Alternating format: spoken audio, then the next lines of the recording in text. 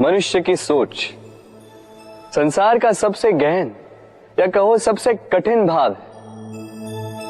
कब क्या होने के पश्चात ये मन क्या सोच बैठेगा, ये कहना असंभव है। और यही सोच कई बार हमारे मन में हीन की भावना ले आती है।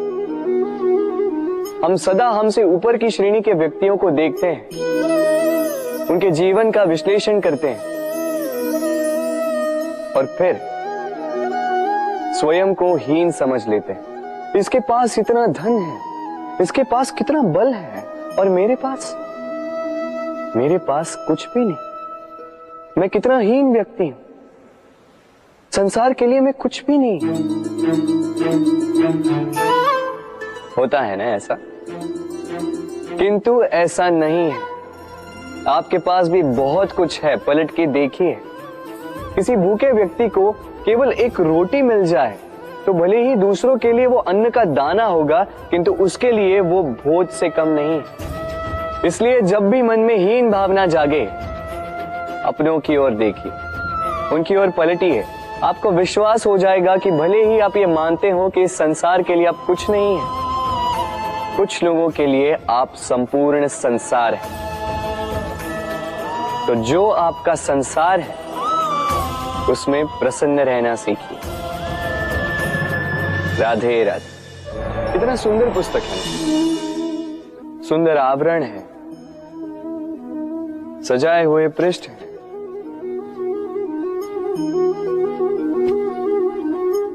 किंतु क्या ये सत्य में अद्भुत पुस्तक कहलाने की पात्र है? क्या इसमें जो लिखा है वो सत्य है, प्रेरणादायी है, हमारे लिए मूल्यवान है? कैसे निश्चय लिया जाए इस बात का? अब आप सोचेंगे कि सीधी सी बात है, आवरण को देख के पुस्तक की गुणवत्ता कैसे जानी जा सकती? इसके लिए तो आपको उसे पढ़ना होगा, उसे समझना होगा, समय देना होगा, है ना? बिल्कुल उचित सोच रहे हैं आप। बस आश्चर्य की बात यह है कि पुस्तक के विषय में आप ये सारी बातें जानते हैं, किंतु किसी व्यक्ति के विषय में आप ये सारी बातें मन में नहीं लाते। व्यक्ति का मूल्यांकन भी उसके वस्त्रों से, उसके शारीरिक रूप से या उसकी सुंदरता से नहीं किया जा सकता। उसके लिए आपको उस व्यक्ति को पढ़ना होगा, उसे समझना होगा, उसे समय देना होगा। पर हम क्या करते हैं? पहनावे, रंग, सुंदरता को देखकर आकर्षित हो जाते हैं, उसे प्रेम समझ बैठते हैं, और आए दिन कोई ना कोई ये कहते सुनाई देता है कि उसकी प्रेम कहानी सफल नहीं हो पाई, उसे छल मिला। किंतु इसमें दोष किसी और का नहीं, स्वयं आपका है। आपने उस व्यक्ति को समय नहीं दिया, आपने उस व्यक्ति के विचार नहीं परखे। प्रेम 2 क्षण में बनने वाला पकवान नहीं है। इसका स्वाद चखने के लिए आपको जीवन भर का समय देना पड़ेगा। तो समय दीजिए, एक दूसरे के रूप से नहीं, आत्मा से जुड़ी। निश्चित ही मन प्रसन्नता से कह उठेगा, राधे राधे। भूल और मनुष्य, इन दोनों का संबंध कुछ वैसा है जैसा पंख और चिड़िया का, जैसा धारा और नदिया का। यदि भूल मनुष्य के स्वभाव का इतना महत्वपूर्ण अंग है तो आप सोचिए, इस पर लज्जा क्यों? इस पर लज्जा करना ठीक है ही नहीं। वैसे देखा जाए तो भूल हमें स्वयं को और श्रेष्ठ बनाने का अवसर देती है, पहले से अच्छा प्रदर्शन करने की प्रेरणा देती है। अब कदाचित आप में से कुछ इस बात से सहमत नहीं हो, क्योंकि बहुतों की दृष्टि में भूल दोष को जन्म देती है, दोष अपराध को, और अपराध के लिए क्षमा नहीं, दंड मिलना चाहिए। किंतु क्या आपने कभी सोचा है कि ऐसा क्यों होता है?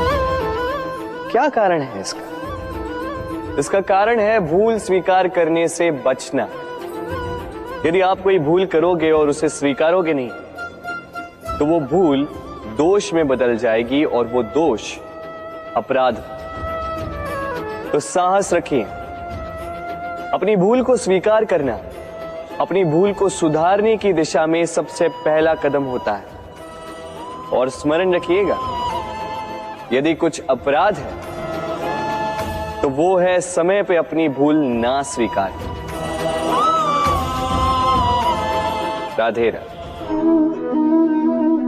एक शब्द है जो हमें कभी कभी या कहो कई बार सुनाई देता है, स्वार्थ।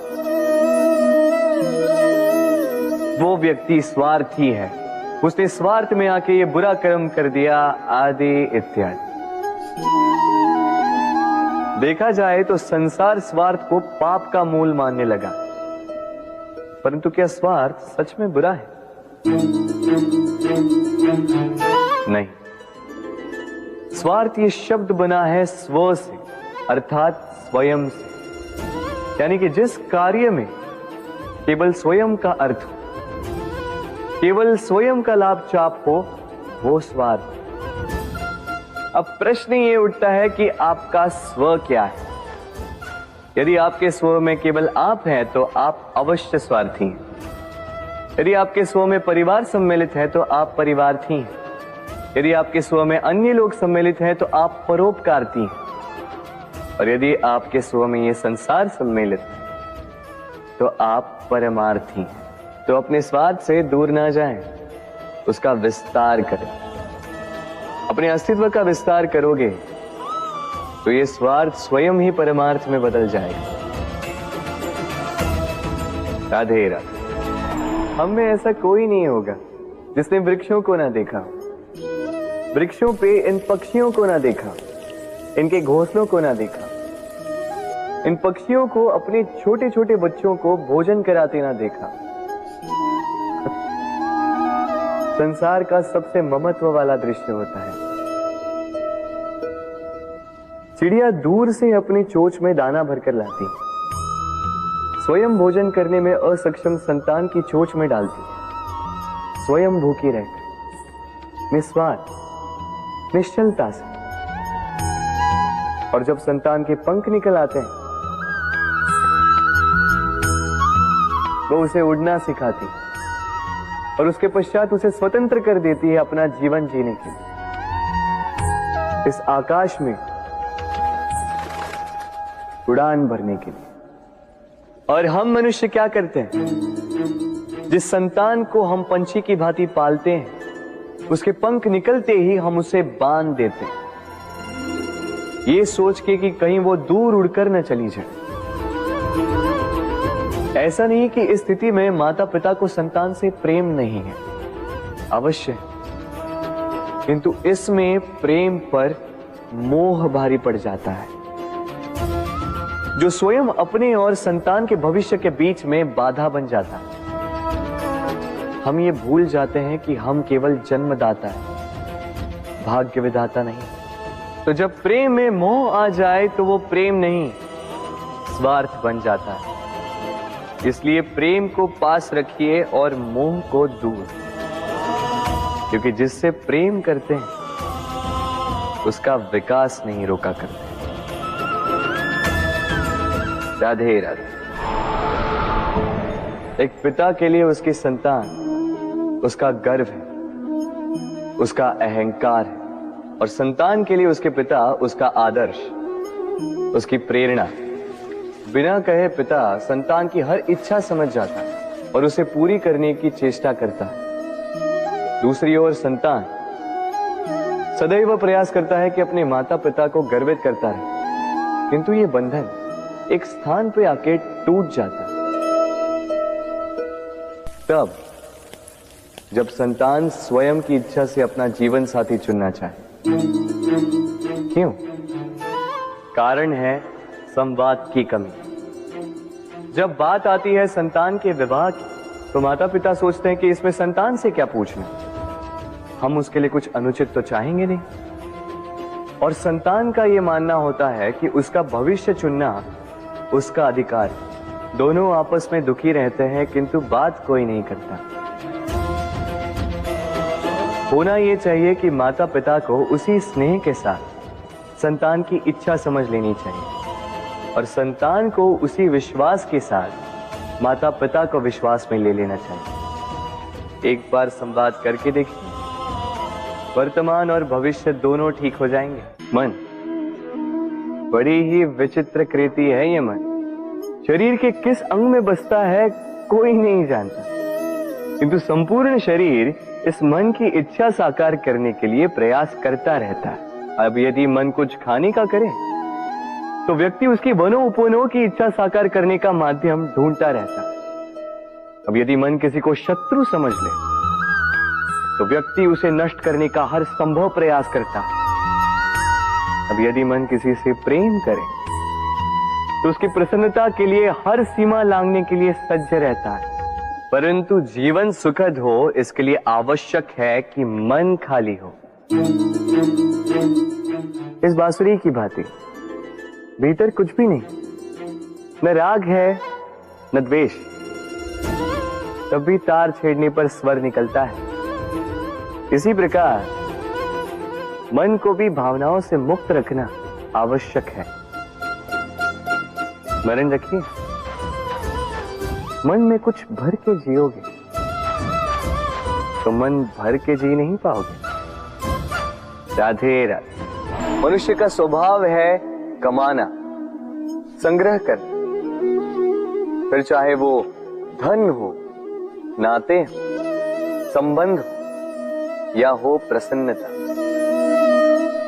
परंतु क्या आपने कभी सोचा है नियति ने यह संग्रह करने की प्रकृति मनुष्य में क्यों डाली? एक बीज से पौधा पनपता है, उसके भोजन से फल संग्रहित होता है। क्यों? इसलिए ताकि वृक्ष उसे स्वयं खा सके? नहीं, बल्कि इसलिए ताकि वो भूखे जीवों में बांट सके। अब आप पूछेंगे कि इसमें वृक्ष का क्या लाभ? लाभ है, क्योंकि जो बांटता है वो मिटता नहीं। जो फल ये जीव खाते हैं वो उसके बीजों को वातावरण में बिखेर देते हैं, जिससे जन्म लेते हैं नए वृक्ष। उसकी जाति, उसका गुण, उसकी मिठास अमर हो जाती है। इसलिए स्मरण रखिएगा, अमीर होने के लिए एक एक क्षण संग्रह करना पड़ता है, किंतु अमर बनने के लिए एक एक कण बांटना पड़ता है। राधे राधे। प्रेम संसार का सबसे पवित्र बंधन है, पर सच पूछो तो ये बंधन से मुक्ति है, स्वतंत्रता है।